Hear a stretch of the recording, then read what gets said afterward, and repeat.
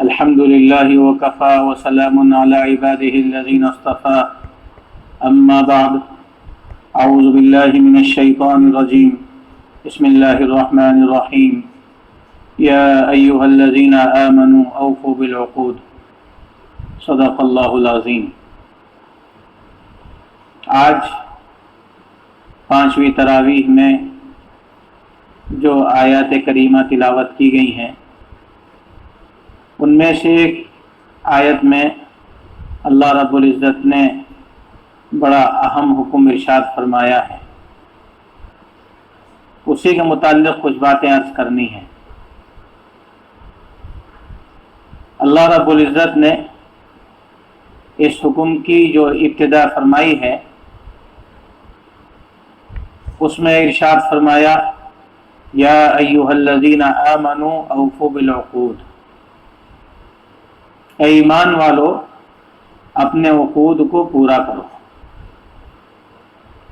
یہاں اللہ تعالیٰ نے یا ایھا الناس اوفوا بالعقود نہیں فرمایا، بلکہ یا ایھا الذین آمنوا اوفوا بالعقود فرمایا ہے۔ اشارہ اس طرف کرنا ہے کہ جس کام کا حکم دیا جا رہا ہے یہ کام دین اسلام کے اہم اور بنیادی کاموں کے اندر ہے۔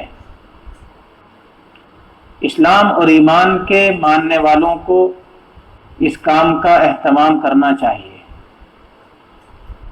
ہر مسلمان کو، ہر مومن کو اس صفت کو اپنانا چاہیے، اور وہ صفت کیا ہے؟ اوفوا بالعقود، اپنے عقود کو پورا کرو۔ عقود عقد کی جمع ہے، اس کے معنی جو ہیں وعدے کے بھی آتے ہیں اور معاہدے کے بھی آتے ہیں۔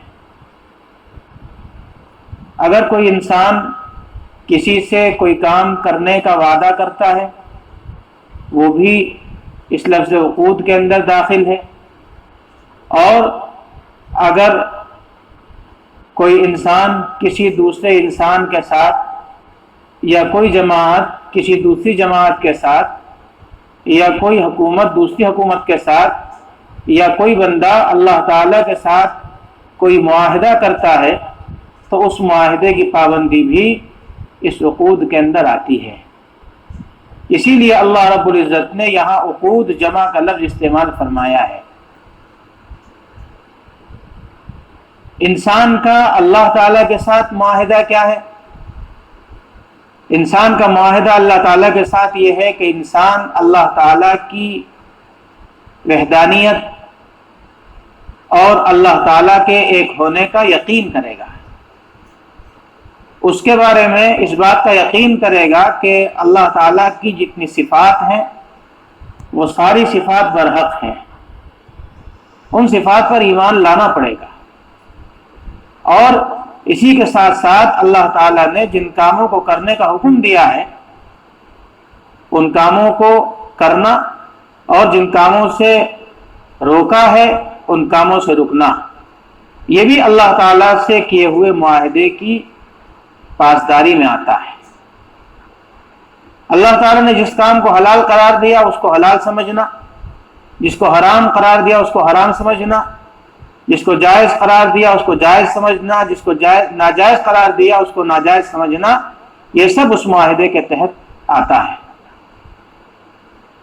یا پھر دو انسان آپس میں کوئی معاہدہ کرتے ہیں، چاہے وہ معاہدہ تجارت کا ہو، چاہے وہ معاہدہ ملازمت کا ہو، چاہے وہ معاہدہ اجارے کا ہو، شرکت کا ہو، چاہے وہ معاہدہ نکاح کا ہو، ان سب معاہدوں کی پابندی بھی اس عقود کے اندر آتی ہے۔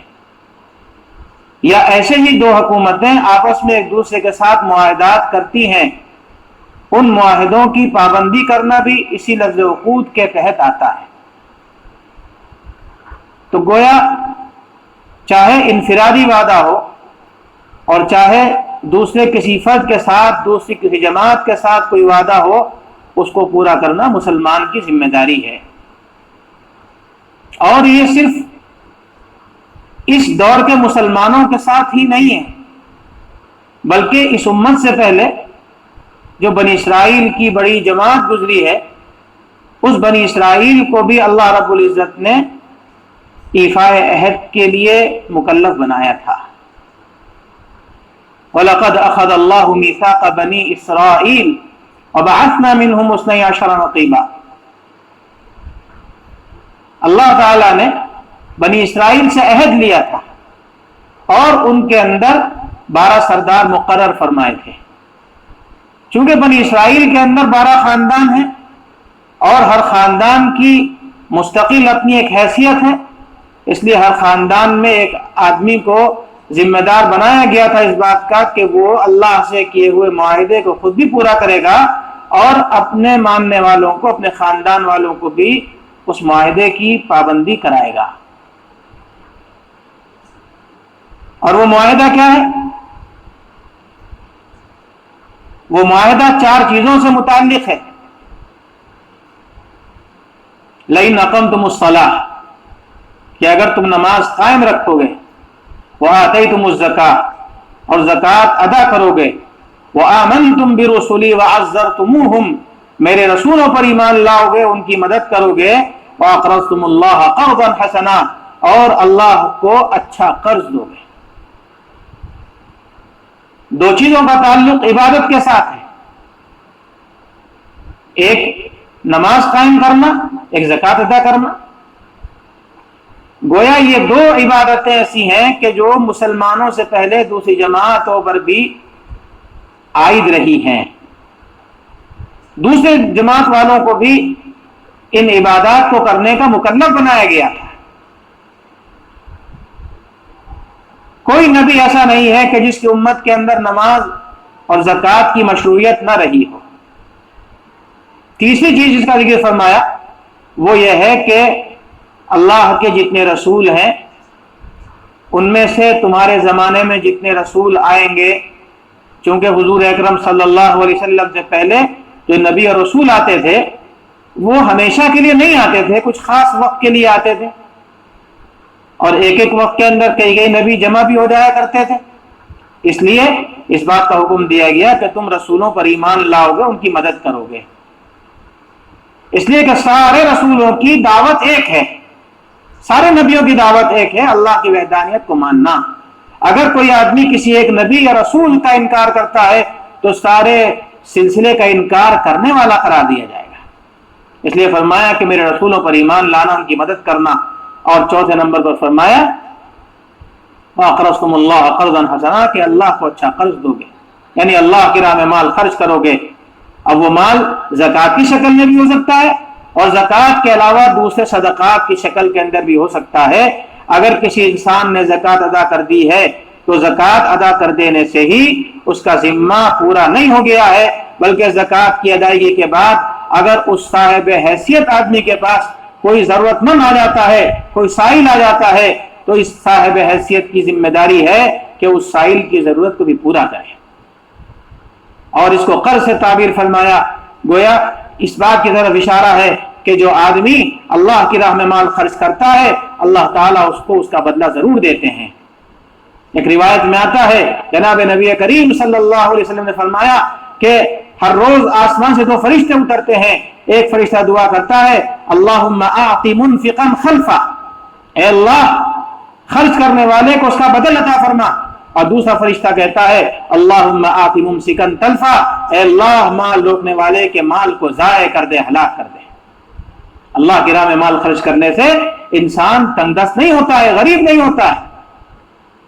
یہ 4 چیزیں ان بنی اسرائیل پر عائد کی گئی تھی، اور پھر اس کا انعام کیا ذکر فرمایا تھا؟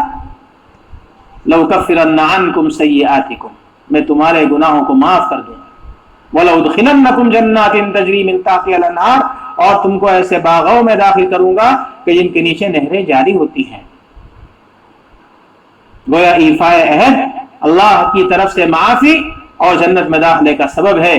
اس کے برخلاف اگر کوئی آدمی ایفاء عہد نہیں کرتا ہے، نقض عہد کرتا ہے، تو اللہ رب العزت نے اس کا بھی ذکر قرآن کریم میں فرما دیا فَبِمَا نَقْضِهِمْ مِيثَاقَهُمْ لَعَنَّاهُمْ وَجَعَلْنَا قُلُوبَهُمْ قَاسِيَةً، کہ ان بنی اسرائیل کے وعدہ خلافی کرنے کی بنا پر، وعدے کو توڑنے کی بنا پر، عہد کو توڑنے کی بنا پر ہم نے ان پر لعنت کر دی، ان کو اپنی رحمت سے دور کر دیا، اور ہم نے ان کے دلوں کو سخت کر دیا۔ اس لیے کہ جب انسان کوئی گناہ کرتا ہے تو گناہ کرنے سے اس کے دل پر ایک سیاہ نقطہ لگ جاتا ہے۔ اگر وہ توبہ کر لیتا ہے تو وہ نقطہ معاف ہو جاتا ہے، وہ مٹ جاتا ہے، وہ گناہ معاف ہو جاتا ہے، اور اگر وہ توبہ نہیں کرتا ہے تو وہ گناہ باقی رہتا ہے اور اس کا نشان اس کے دل پر رہتا ہے۔ اور پھر برائی کے اندر ایک صفت یہ ہے کہ وہ دوسری برائی کو کھینچ کر لاتی ہے۔ ایک برائی کرنے کے بعد دوسری برائی کا جذبہ پیدا ہوتا ہے، جرأت پیدا ہوتی ہے۔ ایسے ہی نیکی کا معاملہ ہے کہ ایک نیکی کرنے کے بعد دوسری نیکی کا جذبہ پیدا ہوتا ہے۔ تو جب یہ گناہ کرتا ہے، دوسرا گناہ اس کے ساتھ آتا ہے، پھر ایک اور نقطہ اس کے دل پر لگ جاتا ہے، پھر تیسرا گناہ کرتا ہے کوئی نقطہ لگ جاتا ہے، پھر چوتھا گناہ کرتا ہے کوئی نقطہ لگ جاتا ہے، یہاں تک کہ گناہ کرتے کرتے عالم یہ ہو جاتا ہے کہ اس کے دل کو وہ سیاہ نقطے گھیر لیتے ہیں۔ اسی کو قرآن کریم میں فرمایا گیا، کلا بل ران علی قلوبہم ما کانوا یکسبون، ہرگز نہیں بلکہ یہ زنگ لگ گیا ان کے دلوں پر ان کے کاموں کی وجہ سے، ان کے کرتوت کی وجہ سے، ان کے گناہوں کی وجہ سے۔ تو نقض عہد کی سزا یہ ملتی ہے کہ انسان اللہ کی رحمت سے دور ہو جاتا ہے، اس کو نیکی کرنے کا خیال نہیں آتا ہے، نیکی کا جذبہ اس کے اندر سے مٹا دیا جاتا ہے۔ احادیث کے اندر بھی وعدہ خلافی کرنے والوں کے لیے اللہ کے نبی نے ناپسندیدگی کے ساتھ ذکر فرمایا۔ ایک جگہ فرمایا ثلاثن، ایک جگہ فرمایا اربعن من کن فیہ کان منافقا خالصا ومن کانت منہن خصلۃ کان فیہ خصلۃ من النفاق حتی یدعها،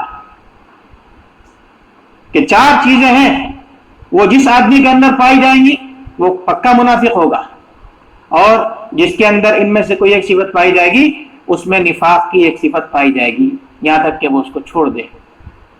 اور وہ کیا ہے؟ اذا اؤتمن خانہ، جب اس کے پاس امانت رکھوائی ہے تو وہ خیانت کرنے لگے۔ واذا حدث کذب، اور دوسرے یہ کہ جب بات کرے تو جھوٹ بولے۔ واذا عاہد غدر، تیسرے یہ کہ جب معاہدہ کرے تو اس کو توڑ ڈالے، اس کی مخالفت کرے، اس کی خلاف ورزی کرے۔ واذا خاصم فجر، اور جب لڑائی جھگڑا کرے تو گالم گلوچ کرنے لگے۔ ایسے ہی ایک روایت میں آتا ہے علامت المنافق ثلاث، منافق کی تین علامتیں ہیں، اذا حدث کذب واذا وعد اخلف واذا اؤتمن خان۔ تین علامتیں منافق کی بیان فرمائی گئی، ایک تو یہ کہ جب بات کرے تو جھوٹ بولے، دوسرے کہ جب وعدہ کرے تو اس کو پورا نہ کرے، اور تیسرے یہ کہ جب اس کے پاس امانت رکھوائی ہے تو وہ خیانت کرے۔ معلوم یہ ہوا کہ ایمان والے کو اس بات کی کوشش کرنی چاہیے کہ وہ جھوٹ نہ بولے، اور اس بات کی کوشش کرنی چاہیے کہ وہ وعدہ خلافی نہ کرے، اور اس بات کی بھی کوشش کرنی چاہیے کہ امانت میں خیانت نہ کرے۔ اس لیے کہ اگر ان علامتوں میں سے کوئی علامت کسی آدمی کے اندر پائی جاتی ہے، بھلے ہی وہ اپنے مومن ہونے کا دعویٰ کرتا ہے، لیکن اسے سمجھ لینا چاہیے کہ اس کے ایمان کے اندر نقص ہے، کھوٹ ہے۔ مسلمانوں کو ان بری صفات سے اپنے آپ کو بچانا چاہیے۔ اللہ رب العزت ہمیں کہنے سننے سے زیادہ عمل کی توفیق عطا فرمائے۔ وآخر دعوانا الحمد للہ رب العالمین۔